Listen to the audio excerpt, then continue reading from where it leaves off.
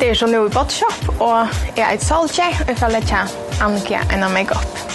Vi brukar så en primer och mattar hona och det är som en sort sparsk faktiskt här och för slattar hona och gör som makeup så är det helt bättre.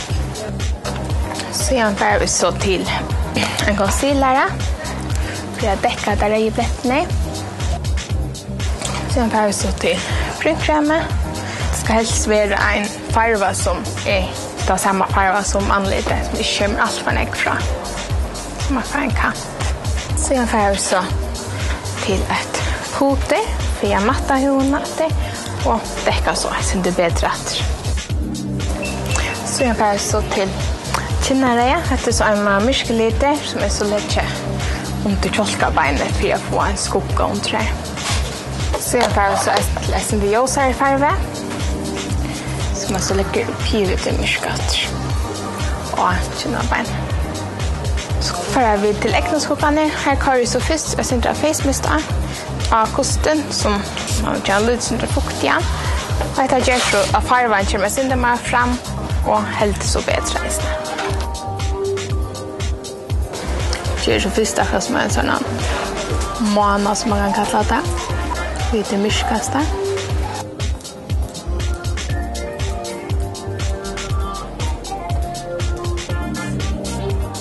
Så jag tar så en mer bruna lite. Syns ljusare än det som är i armen. Här är så länt i kanten ner som vi kör kraftig kant. Så jag tar så en helt ljusa. Han har lätt så. Lätt så i kroken. Och korans upp mot brutna. Så jag tar så en bronsefarve. Han har tagit så och länt ju på i mitten. Men för jag får en där spel. Så för jag får en inte mer mycket på så tar jag svart till ändans korda här ute vet.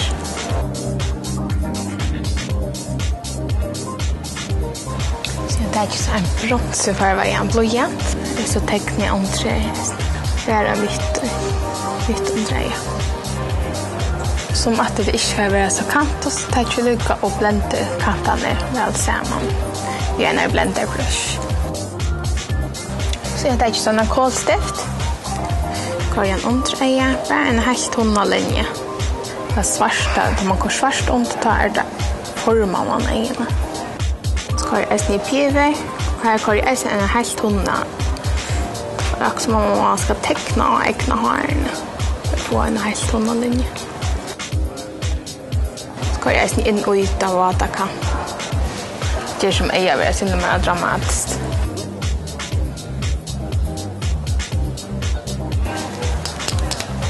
Så jag tar så en vatan eyeliner.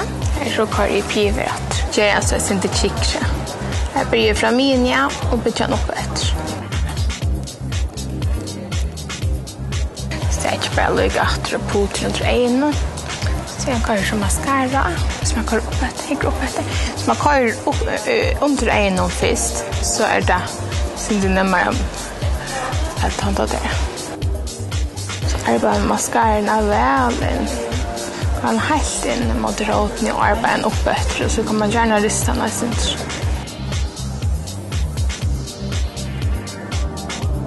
Hvis man kommer till att få sin mascara, då får vi en torron och tar efter. Så jag får så till bruttna. Bruttna är viktigt att man har sin trä färg och gärna ha som den myskaste färgen i håren. Bruttna där formar lite. Det är viktigt att man har en brud om man ser. Så jag har så ett brow lash gel. Det är för att bruttna är där som man kör där. Det är inte så ruskigt. Grejer där väl. Kör så ett som heter liten cheekstain. Det virkar som saft, men det är så som toppnar av varje. Så det häller alla dagen. Sedan kör så en highshine. Men det här är så att syndra rätt lian. Det är en som häller väl. Jag syndra tjocka ut. Så är Annika klar att färra i en färggarda. Ett en tur ut vid vinkonen.